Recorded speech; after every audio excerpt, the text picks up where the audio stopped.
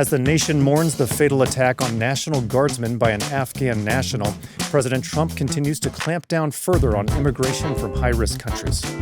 This heinous atrocity reminds us that we have no greater national security priority than ensuring that we have full control over the people that enter and remain in our country. I'm Daily Wire Executive Editor John Bickley with Georgia Howe. It's Monday, December 1st. This is Morning Wire.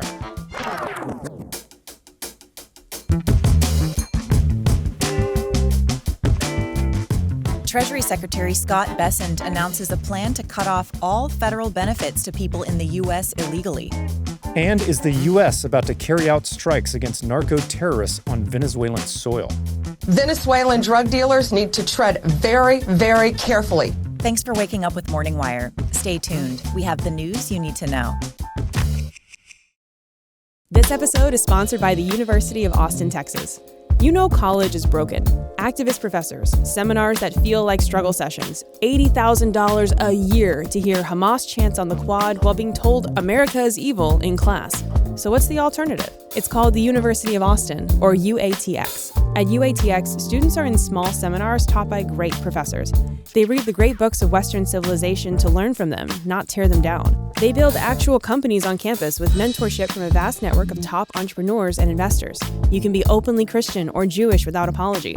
And when you walk into the main atrium, there's a giant American flag. UATX admits students based purely on test scores, so the application takes just 5 minutes. Oh, and another thing. Tuition is completely free, forever. It's funded by American patriots who want to create the Navy SEALs of the mind, not another generation of credentialed activists. To apply to the University of Austin, visit uaustin.org. That's UAUSTIN.org. The tragic shooting of 2 National Guard members from West Virginia by an Afghan national has triggered a massive immigration response from the Trump administration, and the president does not appear to be done with his sweeping actions. Daily Wire political reporter Cameron Arcand is here with us in studio. Hey, Cameron, so great to have you in the studio, first of all. Thank you. So we've seen President Trump take a series of aggressive actions over the last few days.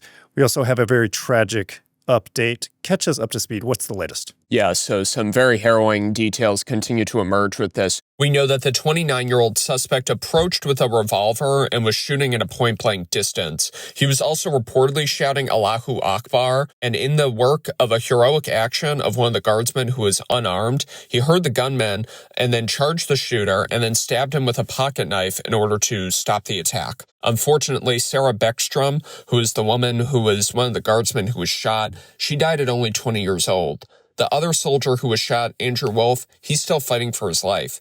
There continues to be an outpouring of support and prayers for his recovery and his family. Now, of course, the suspect was severely wounded, but he is expected to survive. U.S. Attorney for the District of Columbia, Janine Pirro, said that the charges have been upgraded to first-degree murder. Pirro said that this appears to be a case of an ambush-style attack. The FBI is even looking at this as a possible act of terrorism. Now, in response to this, President Trump said that he's looking at 500 more troops, sending that into the district in order to keep the peace, doubling down on the order from earlier this summer in order to protect the city and quell crime. Now, we've learned more details about the suspect and a lot of frustration and really anger coming from those revelations. This has also impacted immigration policy. Tell us about that. We've now learned that this suspect fought with a group of elite Afghan fighters known as Zero Units, and they were also called death squads who worked with the CIA in order to help fight the Taliban. Now, a friend of his told the New York Post and some other outlets that he suffered from serious mental health issues. But as a result of the attack, Trump said we are not admitting any more Afghan nationals into the United States. He's asking for a review process for how these people were vetted during and after the withdrawal from Afghanistan. Keep in mind, we saw tens of thousands of Afghan nationals come to the United States as refugees following the withdrawal. And the State Department has already said that they're refusing visas from Afghan nationals until they look into further vetting from the country. And the president said that he will, quote, deport any foreign national who is a public charge, security risk, or non-compatible with Western civilization. We're probably going to get more details on that in the coming days and weeks, especially in the wake of this attack, and what countries could potentially be implicated in that as well. Now, we have some additional immigration changes beyond just Afghanistan that are coming down the pike. What are we hearing from the Trump administration in terms of broader changes? Yeah, so this has been a turning point for broader reform. The administration said that is stopping, quote, all asylum decisions until they can assure that every person is vetted to the maximum degree possible. That was from the U.S. Citizenship and Immigration Services. There's also going to be new standards in place for people from 19 different countries that they consider to be high risk. In a Truth Social post over the holiday, Trump said he's going to be looking at stopping people from third world countries, and we're waiting on details on what that specifically could mean. Before we let you go, we had another immigration-related incident in New York City that was pretty alarming. What took place over the weekend? It was just pure chaos in New York City on Saturday. We saw protesters essentially try to hold up immigration enforcement officers in New York City in this parking garage in Chinatown. So it started at around 11 a.m. in the morning. Protesters were gathered outside this parking garage. They saw ICE agents there and then started blocking the opening to this. And they piled up trash bags, stood in the way, and even shouted anti-ICE slogans. Those watching on Daily Wire can see some of this footage. ICE vehicles were finally able to leave the garage around 1 p.m., and the protesters threw things like garbage cans at them, and even NYPD officers tried to quell the riot, but they were generally unsuccessful, encountering even physical pushback at times. Several protesters were arrested, but an apparent ICE raid was foiled. Well, the alarming trend of violence targeting federal law enforcement just continues. Meanwhile, our prayers are with the families of the Guardsmen. Cameron, thanks so much for reporting. Thank you. The Trump administration is working to remove federal benefits from people who are in the country illegally. Here with the details is Daily Wire reporter Amanda Prestigiacomo. So, Amanda, we just covered this horrible attack on the National Guard, which prompted a very strong response from President Trump. But it sounds like his administration is looking more broadly at some fraud that's been perpetrated by foreigners in this country. What's the administration doing about that?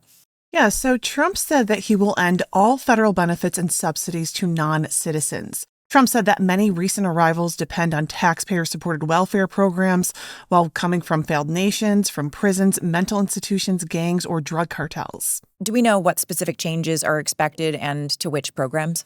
Well, Treasury Secretary Scott Bessent said that his department is working to cut off federal benefits to illegals and stressed that these must be preserved for U.S. citizens. Specifically, Bessent said that the Treasury will issue proposed regulations clarifying that the refunded portions of certain individual income tax benefits are no longer available to illegal or other non-qualified aliens. Treasury's Financial Crimes Enforcement Network also issued an alert to better crack down on the exploitation of the U.S. financial system by illegals who are seeking to move illicitly obtained funds.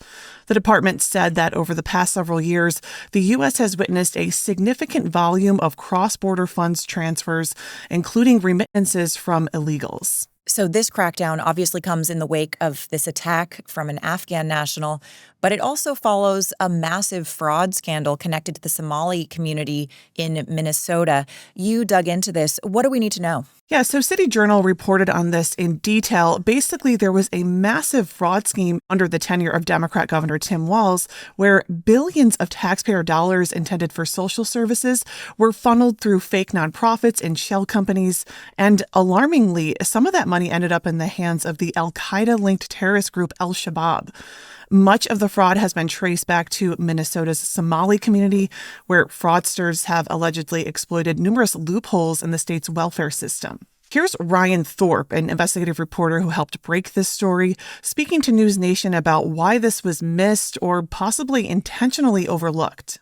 I think it's safe to say that there was a real unwillingness or inability among Democratic state officials in Minnesota to recognize some pretty obvious alarm bells here. All across these programs, claims were skyrocketing, absolutely spiraling out of control. The reality is that the Somali community is a voting bloc you have to win if you're going to win political office in Minneapolis. On that same note, the Minneapolis police chief just recently issued an apology to the Somali community for linking Somali youth to local crime. Here's Chief Brian O'Hara. The Somali community here in Minneapolis has been welcoming and has shown love towards me, and I appreciate it. If people have taken anything that I have said out of context in a way that's caused harm, I apologize, and I'm sorry for that, because that's not my intention at all. So not communicating much concern about the actual crimes being committed, it sounds like. Has Governor Walz commented directly on the fraud scandal? Well, he was asked just yesterday about this, and his response was to try to direct attention away from the Somali community. It's not just Somalis. Minnesota is a generous state, but that attracts criminals. But to demonize an entire community on the actions of a few, it's lazy. And final note on federal benefits. In Trump's big, beautiful bill, Republicans moved to stop illegals from receiving healthcare subsidies. And regarding SNAP or food stamps, Trump's Agriculture Secretary Brooke Rollins has promised to crack down on the estimated millions of illegals receiving these benefits. She's currently in a legal battle with blue states for information to root out this fraud. Well, it sounds like a very widespread issue that will take a lot of work to uproot. Amanda, thanks for reporting. You're welcome. Tensions in the Caribbean are escalating after President Trump announced that the airspace over Venezuela should be considered closed. The announcement has raised new questions over potential U.S. strikes inside Venezuela amid the president's war on the drug cartels. Daily Wire reporter Tim Pierce is here to talk about Trump's pressure tactics against Venezuelan dictator Nicolas Maduro. Hey, Tim. So Trump really sending shockwaves with this airspace announcement. Venezuela's now responded. Where do things stand now? Things appear to be pretty precarious. So, as Georgia noted, Trump just told everyone who flies to stay away. Trump posted on Truth Social on Saturday, quote, "To all airlines, pilots, drug dealers, and human traffickers, please consider the airspace above and surrounding Venezuela to be closed in its entirety." That post has again kicked up predictions of possible U.S. airstrikes on Venezuela. Here's retired Admiral James Stavridis giving his prediction. We should read into it that strikes are very probably going to occur over the course of this week. When you hear the President of the United States throw that warning out there, to me it sounds like strikes are coming probably sooner rather than later. Venezuela's foreign minister said Trump's post constituted an extravagant, illegal, and unjustified aggression against the people of Venezuela. Now, legally speaking, a country can't actually close the airspace of another country, but that really is just a technicality here. 10 days ago, the FAA had already warned about a potentially hazardous situation for flights over Venezuela. Commercial air traffic has avoided the area since. Venezuela has said that even U.S. migrant repatriation flights have stopped. Is there a way to reverse this? Any avenues for de-escalation? Well, there appear to be some discussions behind the scenes. The New York Times and the Wall Street Journal reported that Trump and Maduro spoke by phone recently. Trump confirmed that call on Sunday, and that could be the start of new talks after the U.S. cut off diplomatic discussions in October. Reportedly, Secretary of State Marco Rubio was on the call as well, and Trump and Maduro talked about the possibility of a meeting, which would be a huge shift for Trump since he has called on Maduro to step down and authorize CIA operations in Venezuela. In the meantime, allies of the president have maintained that this is a drug operation, a very intense one, but one that will not lead to war. Here's Oklahoma Senator Markwayne Mullin on CNN on Sunday. No, he's made it very clear we're not going to put troops into Venezuela. What we're trying to do is protect our own shores. Now, we've seen Democrats really lean into this messaging that Trump has given illegal orders to the military. Some now say they have a clear example of that. What's going on here? Right. The Washington Post reported last week that War Secretary Pete Hegseth gave an order to kill everybody on board drug boats. And according to the Post, that order was precisely followed after a couple people survived an initial strike on a boat in September. Now, this story was sourced to anonymous officials, but Democratic Senator Mark Kelly said it could constitute a war crime on CNN on Sunday. If that is true, if what has been reported is accurate, I've got serious concerns about anybody in that, chain of command stepping over a line that they should never step over. The White House does not seem to be deterred, to say the least. Attorney General Pam Bondi appeared on Fox News on Sunday and promised that strikes against cartel members would continue. They are narco-terrorists and they are being blown up. The drugs that are flowing into our country from these terrorists are killing our children. If the Democrats won't protect our children, Donald Trump will. By any means we need to within the legal realm of our society. And that's what we're doing. So regardless of the pushback, the Trump administration is committed to its moves in South America. We'll see if Trump and Maduro do have that meeting or if the situation takes another dramatic step. Tim, thanks so much for joining us. Good to be on. Thanks for waking up with us. And if you're listening to the show, now you can watch for free on Daily Wire Plus. We'll be back later this evening with more news you need to know.